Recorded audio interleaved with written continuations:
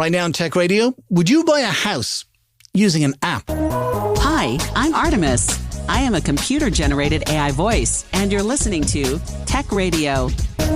Every week online and on air with RT Radio, we bring you the very latest in tech from Ireland and the world. You're welcome to episode 1025, looking back on the 7 biggest stories of the week, including your data, AI and porn. Plus, we have one Irish company's efforts in carbon capture. Let's get to it. From techcentral.ie, this is Tech Radio with Dusty Rhodes and Niall Kitson. I'm Dusty. Niall Kitson, our editor-in-chief, with me as always. Niall, the big question of the week. Would you buy a house using an app? What's all this about? Yeah, Revolut is looking to get into mortgages. This is only a couple of weeks after we talked about Revolut getting into personal loans. I think that the plan for them was to offer loans up to about €30,000, quite a substantial amount of money. And now they're looking at getting into mortgages. Now, the interesting thing here for me anyway, is that post, 2007 crash, we got into a very conservative paradigm where you have people having to save up very large deposits, have combined quite large annual incomes in order to buy a house. And this is a model that has been reached after a lot of painful experience from homeowners and from banks as well. And now we have a challenger bank coming in and going, well, do you know what? That really didn't apply to us. I mean, we weren't around for that. We didn't suffer that pain. So let's have a look. We don't have the same overheads as the other banks, so maybe that's a point of difference, that they will be able to offer lower interest rates. But I mean, the headline really is that Revolut is interested in offering mortgages. There's 2.7 million Revolut customers in Ireland. That's a pretty large installed base. That's bigger than sort of the pillar banks. So Dusty, here's the question for you.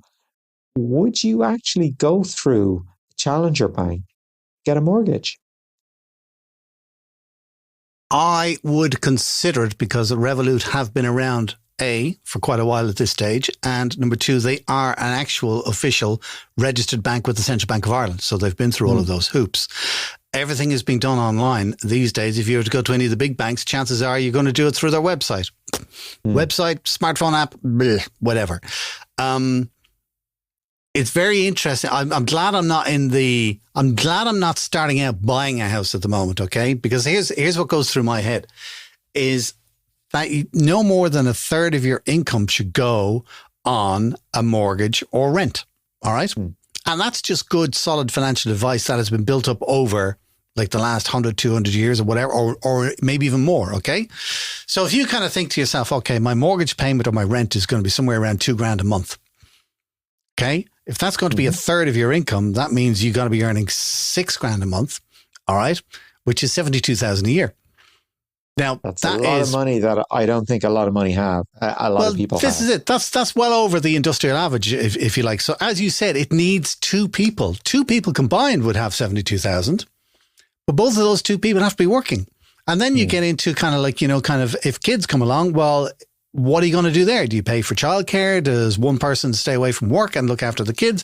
And then if you do that, then you're losing a big chunk of your monthly income. I'm glad that I'm not going through all of that because the numbers do scare me. When you're talking about 500,000 to get a house, say in the Dublin area, anyway, on average, you need to come up with a deposit of at least 10%. That's 50 grand you've got to save.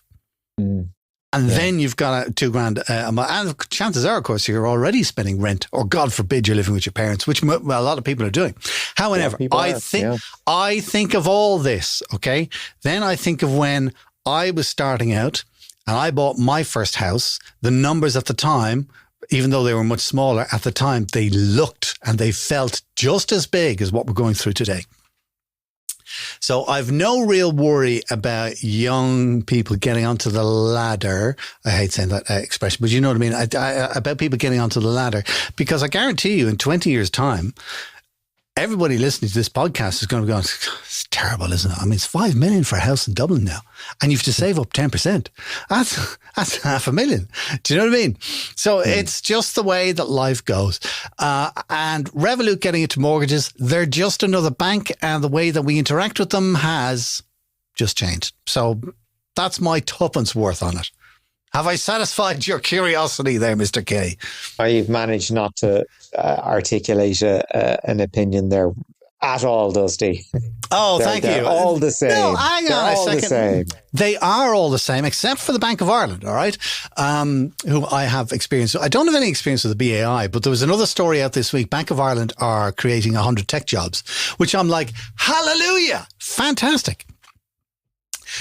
And I think they need them because the Bank of Ireland website and the Bank of Ireland apps have to be the most god-awful, useless pieces of technology that I have to interact with. They are awful. Truly and utterly awful. I hate them. So I'm delighted to see that 100 tech jobs are going into the bank there. And then the interesting thing, the reason why they're taking on so many people, this is interesting. Last year, 2023, Bank of Ireland saw an 18% increase on active digital users. Mm-hmm. Big number, isn't it? I would have thought everybody was using smartphone apps and websites and everything at this stage. Yeah. Anyway, yeah. There we go. So would you take a mortgage from Revolut? Is the price right? I mean... there you go, you see. That's what it boils down to. The bottom line. Because the pillar banks have very large and costly infrastructure. Mm-hmm. In Bank of Ireland, I think they own the ATM network. For both pillar banks, they've got fairly extensive branch network, although it is being cut back on and staff therein for better or ill. To look at a new entrant to the market that isn't encumbered by that kind of thing and that doesn't have a history of the kind of infuriating customer service that you have just explained. Yeah, why not? I think there will be, some people will absolutely dive into the prospect of a Revolut mortgage. But again, the price has to be right. And they themselves don't really know what the process is going to look like. They know we're interested in mortgages. They haven't said, okay, well, you're going to need the following to gain mortgage approval. Things that they're a known quantity with the main banks already. We don't know what Revolut is going to ask for. So if you're using Revolut just to transfer money to people and you're putting a couple of €100 in it a month or something like that, it's not really the kind of indicator the bank will be looking for when it comes to, okay, do we give you a load of money? What they're looking for is, okay, how much are you spending a month? Are you living within your means? How much are you saving within a month? What's your level of debt like? All these sort of little bits of information about your purchasing patterns that Revolut don't necessarily have access to. So how do you manage that? Do you say, okay, if you want to mortgage with us, you're going to have to choose this as your main bank, and we want to get your wages through Revolut instead of any other way. Do you see where I'm coming from? Like, does any of that make sense? It does make it. Do you know? I think Revolut offering mortgages, it's a little bit like using Tinder for the first time, because once upon a time internet dating was not a thing and it was just seen as strange. Now, of course, that's what you do, So why not? Why not? That's what I say. Anyway, listen, less about high finance and let's get back to tech news this week. Everybody, of course, still talking about AI, artificial intelligence, and rolling it out left, right and centre, except Meta, who have encountered problems with capital problems with the EU. Tell us all. Yeah, shocker. Meta in trouble with the EU. Who would have thunk it? Okay, this is actually a pretty scary problem. As we know, large language models, the basis of AI as we know it, need very large data sets in order to be trained, in order to be taught, if you will. Meta wants to get into AI in a big way on their own, and the training set they want to use to sort of teach their model how language is used will come from status updates and information volunteered by users on the website. So, whether it's a status update, whether it's a post with a picture, whether it's whatever, they want to use as much data that is put on their platform as possible and use that as, as the basis of AI. Now, we have had interesting, I shall call it, sources for large language models for years. And one of the main corpuses or bodies of knowledge that went on to teach, I think it was Google's predictive function, I think, was what they call the Enron corpus, which was basically all the emails sent internally within Enron. That's how machines learned about language. Right? It moved to Reddit. Reddit became the source for, I think, the source for ChatGPT. And now Meta, because they're working on their own, they're looking on this giant, giant conversation, effectively, and they're like, okay, we want to use it. Now, problem the EU have with this is that users within the EU did not consent to this. The EU's position, and thank God for it, isn't, okay, I'm into this by default. It's, I'm not, and you have to ask my permission. And of course, if something is presented to you that you feel a little bit uncomfortable with, you're naturally enough going to say no, which is why big tech does not like asking for permission very often. They like assuming permission has been given. And, Meta has its own issues there in sort of other parts of their business. So for the moment, for as long as the EU is saying, actually, do you know what? You've got to mend your ways here. You've got to make sure that people are aware they've been volunteered for something, have the option to say no. And more importantly, it starts with the assumption that they're not interested, with the option to jump in and participate. But Dusty, I think we are of the same mindset that if somebody wants a look at our stuff, it's a polite no with an occasional yes. That's the way that I would do it. It's just good manners to ask. I can understand why Facebook are kind of going, well, you put that stuff on our platform, so we're going to use it. But we had this years ago where, do you remember a scare when people first started uploading photos onto Facebook? And there was this whole thing like, don't do it because Facebook can use your photos and ads and they own the copyright and and all that kind of stuff. I don't know. Do you know what I find scariest about this whole thing is that they train large language models using emails or Reddit or Facebook. I mean, this is supposed to be artificial intelligence, and it's learning from the technological equivalent of yellow Post-its. Do you know what I mean? Nobody says anything. There's so many facts that aren't right. The language is terrible. Even the style of writing, everything. It's just, if you could think of a worse way of teaching something, I would have said Reddit and Facebook posts are the way to do it. They're not great sources of information. No. They're not. Even Wikipedia, you kind of go, oh, but at least Wikipedia is formatted and it makes sense and it's logical and it's written in a mainly correct way. Do you know what I mean? Yeah, so the fact they're doing that, but you're right. I think the EU are absolutely correct. This whole thing of we will assume that because your stuff is on our platform that we can use it to train our large language model. But then again, what's the worst that can happen if they did? Well, that is the argument. However, if you generate data, which is the EU perspective, if you create data, you own it, and therefore you get to say how it gets used. Problem with training large language models is that once something has been trained, that's it. Once something has gone through that learning process, that is it. You cannot say, do you know what, my contribution to that large language model, I want to take it out. That actually was my data. Please. And the EU will absolutely say, yes, you can absolutely take it out. And if Facebook want to hang on to it, well, it's going to cost them because they shouldn't be hanging on to it in the first place. Unfortunately, the damage is done by then.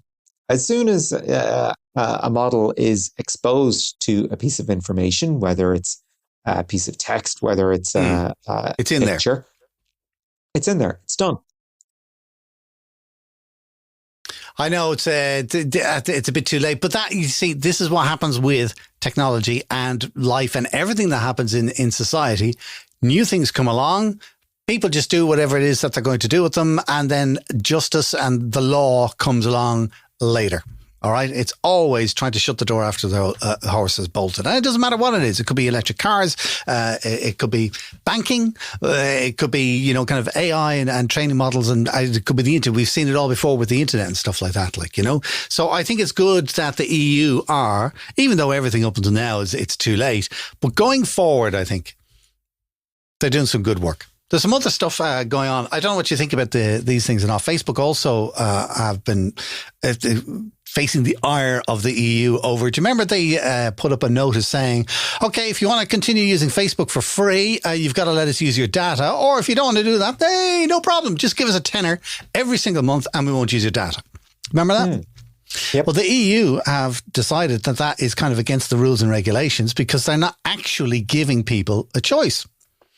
And the reason that they're chasing this is because less than 10% of people opted to pay. So they're kind of thinking, right, okay, this sounds like it was a choice, but it wasn't really a choice. And if I'm not mistaken, as a while now, I remember being annoyed about it because this choice, so-called choice, popped up. I knew it was coming, but it just popped up out of nowhere. And I had to make the choice there and then, or I couldn't log into Facebook. Yeah, when you say so-called choice, what do you? The choice mean was, when you say that? Let us use your data for advertising purposes and whatever else, okay? And you can continue to use Facebook for free, or give us a tenner a month, every single month, and we won't use your data for anything. That was the choice. So I'm kind of thinking, here's the thing, and there's another good point that was made by the EU, right? If you are paying a tenner a month, let's say for the sake of argument, all right, you get a discount and it costs you 100 quid a year, okay? Now, if that applies to every single app that you're using on your phone, okay, this trade-off of we either use your data or whatever it is, or you pay a tenner, all right, the average person apparently uses something like 35 apps on their phone generally, all right? So if you're paying a tenner a month for 35 apps, that's 350 quid a month that you are spending, which over a year is, I don't know, it's $4,000, $5,000 on apps. So they're kind of going, it's not really a choice because people just can't afford to spend $4,000 or $5,000 on various apps on their phone. So that's why they're investigating Facebook on that side of things. Also in your your data and your ID and what it is you do online and not. I think it's really interesting with the Pornhub thing in America, where it's been outlawed now in a couple of states because they are, and it sounds quite nice. It's like, we just want to prove people are over 18 or over 21 and they're able to access adult content or whatever it happens to be. All right. But the problem is, and this is kind of where I get the argument. The problem is that for the age verification, you have to give a credit card number, which ties you down with a number, your name, and probably your address. And that links you with adult content, which is something that you could deem as sensitive that you might not want people to know about. And you can say, yeah, it's all hidden away and blah, blah, blah, and it's locked in. But how many times do we have data breaches at these things? Yeah. So you wouldn't trust it. And I'm interested to see, I like the whole thing about the age verification in some ways, but I think we need something like, I don't know, I don't want to call it a driver's license or something, but some kind of a government issued ID that simply says over 18. Nothing more. But how do you not identify that or link it back to a particular person? Do you know what I mean? Because we've all used fake ID in our time. But if you had some kind of an ID and that's all it said, it just went over 18, yes or no. You know me, I live in a black and white world. And then the other thing, I live in a black and white world and I wear a tin foil hat. Because here's the other story I was going to tell you about. Google Docs, all right? Everybody uses it. It's fantastic. When it comes to security and all that kind of stuff, not the best. Proton, I don't know if you use their email service, but they're very into end-to-end encryption and privacy and this whole thing. And I know several people who are very much into their conspiracy theories who only use Proton to email me. It's quite funny. But they have launched their own version of Google Docs. Got to try this out. And the documents then are encrypted end-to-end and they're private on the server and nobody will see the document, only you.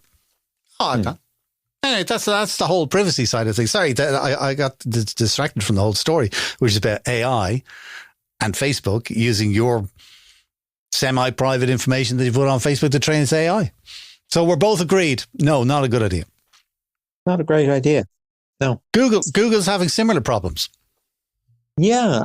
Human Rights Watch, a researcher with them, went and just did a sample from a popular data set that was built from common crawl snapshots of the public web. So again, this is information that is published, that's freely available. That's, I suppose it's ample fodder for large language models. And they actually found images, one of children, but more importantly, images that were meant to be hidden from the open web, right? So say you've got, Facebook, you've set your privacy settings to make sure only certain people can see, you upload your image. Yeah. Images that apparently were meant to be behind security settings were actually showing up in these snapshots of a large language model. Not good, not great. And again, once trained on the images, that's it. They are done. There's no point in asking to withdraw permission for them to be used because they've already been done. So here we have a massive problem. Not just that, social networks looking to create their own AIs want to use data generated by their users. This is happening on the open web as well, with images and videos that are meant to be behind protective measures. Really scary development. Yeah, and as you say, once it's been trained using those images, that's it. It's done. Other news with Google this week, Google and AI. I would never have seen this story coming. Particularly with climate change. Tell me everything. Okay, yeah. In the last 5 years, the explosion in AI has also seen an explosion in carbon emissions. For Google, their emissions are up 48% since 2019. Thanks to AI. So this is all processing going on in their data centers. So on surface level, this is really bad. Okay. However, doing a little bit of digging, and this is thanks to Azim Azar in Exponential View, Google is actually a fairly carbon efficient company. They just happen to be doing really well at the moment, right? So in 2019, when sort of the comparison started, Google generated 9.7 million tons of carbon to generate $162 billion worth of sales. Okay, so that's roughly $16,700 per ton, right, of carbon emissions. In 2023, they created 14.4 million tons to generate $307 billion in revenue. So they're making an extra $5,000 per ton, right? But for, not effectively the same kind of measure. Exactly. So they're making an awful lot more money, and they're making more money from the carbon they are using. But it's not, they're victims of their own success on this. It's very easy to grab the pitchforks and say, oh my God, my Google Docs are destroying the planet. Yeah. That's not quite it. It's a reflection more of the nature of the kind of compute power that is being used in Google data centers. It's going to create, it is creating a huge problem for our national grid, because it means that what is there already in terms of data centers is putting pressure on the grid. I don't know, Dusty, do you feel that this is a net positive for Google? They're making a lot more money out of it. They're making a lot more money out of it, and I suppose on a ton per ton basis, I mean, they're doubling their sales, but they're not doubling their carbon, which I suppose is a good thing. But you're right, it is overall a thing. I think the world is bananas at the moment because we all love AI and it's fantastic, but the amount of energy that it uses, and it's the same with cryptocurrency, the amount of energy that it uses, all right, which is killing climate change. I think this whole thing where you keep seeing in the news that we needed temperatures to be like 1.5 degree, whatever maximum, and it looks like it's going to be 3 or maybe 4 degrees. We're way off target on where we need to be. And the world is very visibly warming up around us at the moment. And here we are with, AI, data farms. They say, kind of carbon efficient data and all this kind of stuff. The other stuff, the one story that I just couldn't believe last week was the EU are putting on extra duties onto electric cars coming in from China.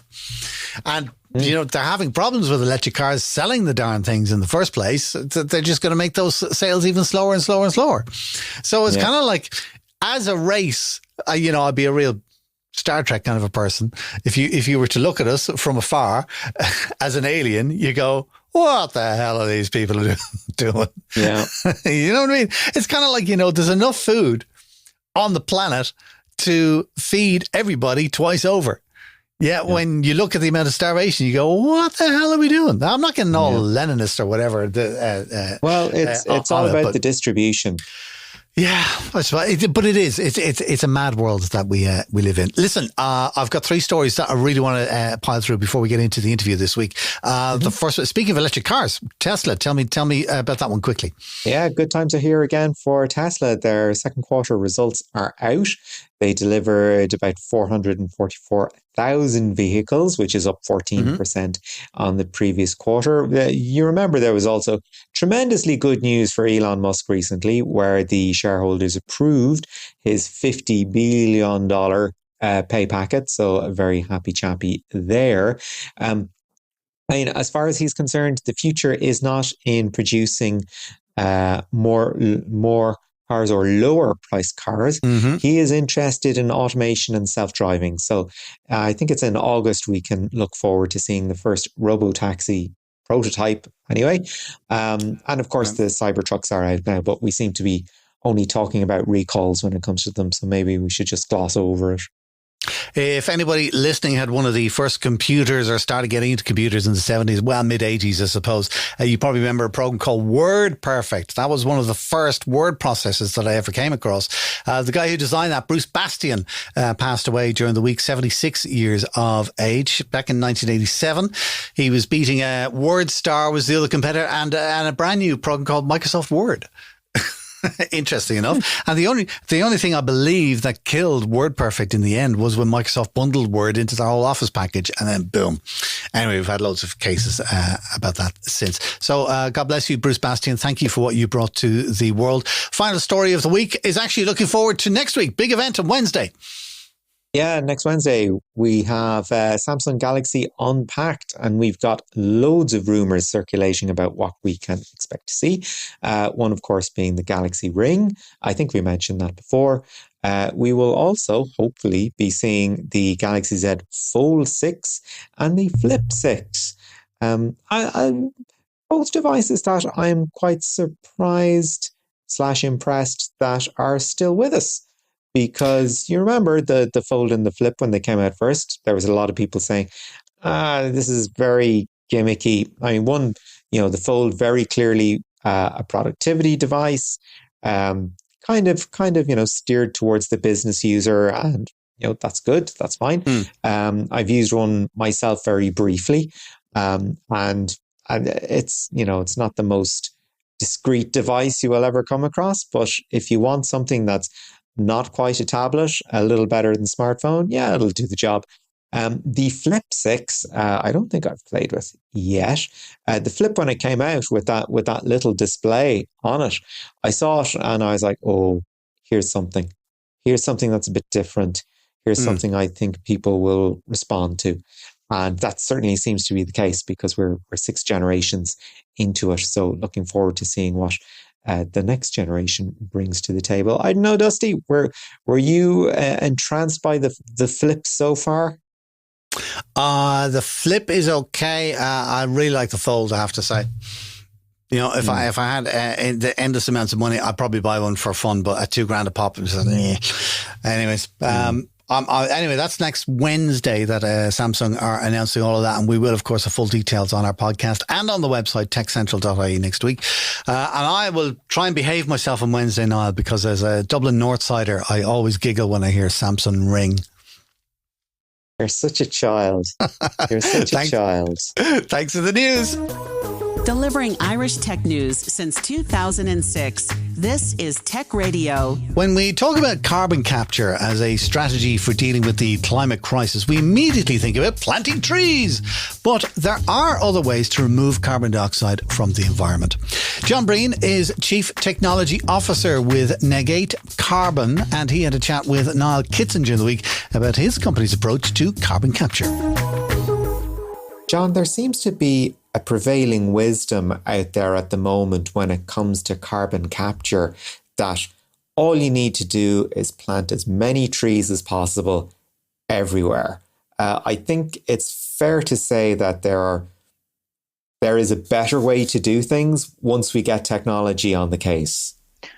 Yes, I mean, that's correct. Let's take a step back and we say that we've put 1 trillion tons of CO2 into the atmosphere since the Industrial Revolution. And last year alone, we put another 36 billion tons of CO2 into the atmosphere, which was the highest yearly amount on record as well.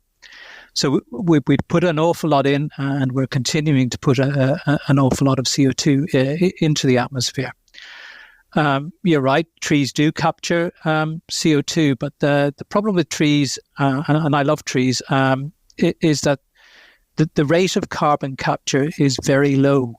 So a metre squared of trees would capture 0.003 tons of CO2 in a year. So if you want to take 1 billion tons of CO2 out of the atmosphere, you'd need to plant an area the size of Germany to get that 1 billion tons of capture. The other problem with trees is that, I mean, you may have noticed if you drive around the country now, there's an awful lot of dead ash trees, for example. I'm old enough to remember Dutch elm disease that wiped out most of the elm trees in Europe. And then we've all seen the images of forest fires around the world. And so I guess trees are great and you plant them. But first of all, we don't have enough land. If we planted all those trees, we'd have to do away with land that's used to produce food. And then there's the problems with disease and fire. So you're not guaranteed that the CO2 will stay out of the atmosphere. So that's where a solution like direct air capture comes into play. So trees can capture 0.003 tons of CO2 per metre square per year. Our carbon capture units can capture up to 12 tons of CO2 per metre square per year. So to capture that 1 billion tons of CO2, we would need an area less than the size of Dublin City compared to an area the size of the whole of Germany for trees. And I guess we can also very verifiably quantify the amount of CO2 that we've captured from the atmosphere and stored underground where it's locked away forever. So it's very verifiable and irreversible. That point on sort of metrics and being able to keep up with how effective your technology is in direct air capture. One thing that struck me is how, for want of a better word, orderly your sites look like. I mean, for those who are listening, it doesn't look entirely unlike a massive array of heat pumps. So tell us a little bit about sort of the genesis of this solution and maybe some of the design choices that went into it as well. Okay, just to take you back a little bit, I suppose the company itself was founded in 2014 as a spin-out from Trinity College in Dublin. And then UCD, under the leadership of Professor Don McElroy, took up the mantle in 2016 and developed some very nice technology at UCD. I came on board in 2021 and set up the facility here in Waterford to really commercialize that technology. And we've built a demo carbon capture unit here that we've had operating outside our unit in Waterford for the last year that's capturing 1 tonne of CO2 per annum. And we're well into the design phase now of our full-scale unit, the first of which will be deployed in Canada next year. And that will capture 300 tonnes of CO2 per year. So how does the technology work? Well, essentially, we use large fans to drive large volumetric flows of air through what we call our adsorber. The adsorber contains material that takes the CO2 out of the atmosphere and allows the rest of the air to pass through.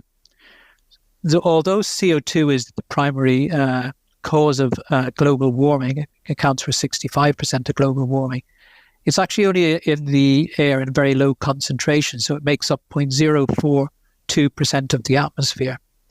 So we essentially have to pass a large amount of air through this solid sorbent that takes out the CO2 and allows everything else to pass through. And then that sorbent becomes full of CO2, much like a sponge. It becomes full. We need to regenerate it so it can be reused. So we apply heat and vacuum to drive off the CO2, collect it, and then give it to our partners who will inject it underground using geological storage to lock it away permanently. So you mentioned there you've got the first deployment in Canada coming up. You've got the prototype working there in Waterford at the moment. How have you found that sort of international recognition of DAC as a solution? Like, is it a competitive space or are you sort of first movers in it? Yeah, I mean, there's let's go back. I mean, the international panel on climate, intergovernmental panel on climate change has specifically called out that we need direct air capture, and they've put a figure on it. They say direct air capture should be capable of capturing 310 billion tons of CO2 from the atmosphere by the end of this century. So obviously that's generated a lot of interest, but we're at the forefront of the technology. So the pilot that we're doing in Canada is being put together by a company called Deep Sky, and they've essentially gone around the world and they've looked at who they think have the best technology from all the companies around the world doing this. And they've chosen us as one of a handful of companies to deploy and demonstrate our technology in Canada. So we're very confident that we're, really at the forefront of this technology. You've got a collaboration at the moment has just been announced with the Walton Institute looking at possible applications of AI as well. So if you can tell us a little bit about where AI comes into the picture for you. Yes, we're very excited by this partnership with the Walton Institute. Essentially, our carbon capture rates depend on a number of factors. One of them is the climatic conditions, because we're taking air from the atmosphere all around us.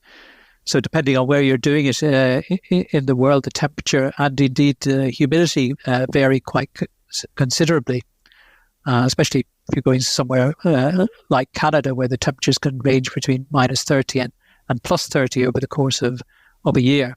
Those temperatures have an impact on the rate at which we capture carbon from the atmosphere and also the quantity that we capture, as does the humidity. Another factor that has a bearing on the economics of it is the cost of electricity that we use. So the idea is that we work with Walton Institute to look at ways that we optimize the running of our units based on inputs such as the temperature, the humidity of the ambient air, the cost of electricity, and the state of our sorbent, so we can optimize our process to take those into account. And we look forward then as well using the weather forecasts and the forecasts of the electricity cost, moving forward days, hours and days ahead, so that we can predict how to optimize the performance of our units. That's a really interesting point, because what one imagines when you're dealing with the sustainable technology that, the sustainability will be built into it, as opposed to having to step back and go, well, actually, how are we working? What is our designed impact on the environment? But how are we actually going to get there? And is the net effect of what we're doing, does that make it worth running this technology in the first place? I imagine that was a serious consideration in product development. Yeah. I mean, we know that the technology works. We know the inputs required. It's really, Walton are going to help us really optimize us, get that extra 20, 30, 40% efficiency that makes a lot of difference to us. So that's really looking forward to developing that technology with Walton. And that was John Breen, Chief Technology Officer from Neg8 Carbon, chatting with Niall Kitson. Neg8 Carbon can be found online. It's at Neg and the number 8 and Carbon, NEG, number 8carbon.com. That in the show notes for you, as always. This is Tech Radio with Dusty Rhodes and Niall Kitson. That's it for our show this week. Do check out some other stories online this week, including what, Niall? Yeah, we've got some good news for the Irish security distributor Renaissance, as they have just been acquired. We've got a little bit more on the Bank of Ireland story about their creation of 100 new jobs in technology. And finally, Immersive continues its move towards professionalisation with the appointment of Camille Donegan, a past guest on the show, as its CEO. There you go. You'll find all of those stories and more online at techcentral.ie. We'll be back again next Friday, as always, with a brand new show for you, and also with RTE Radio 1 Extra. In the meantime, please do remember, share our podcast with a friend. If they're into tech, tell them to look up Tech Radio Ireland on Apple, Spotify, or now also on YouTube. Until next time, from myself, Dusty Rhodes, and from Niall Kitson, thanks for listening. Have a great weekend. Remember, you can get the latest Irish tech news with hourly updates, daily newsletters, and more at our website, techcentral.ie. Share the knowledge and invite a friend to listen. Search Apple, Spotify, or YouTube for Tech Radio Ireland, or listen with RTE Radio 1 Extra. Tech Radio is produced by dustpod.io for techcentral.ie. From me, Artemis, live long and prosper.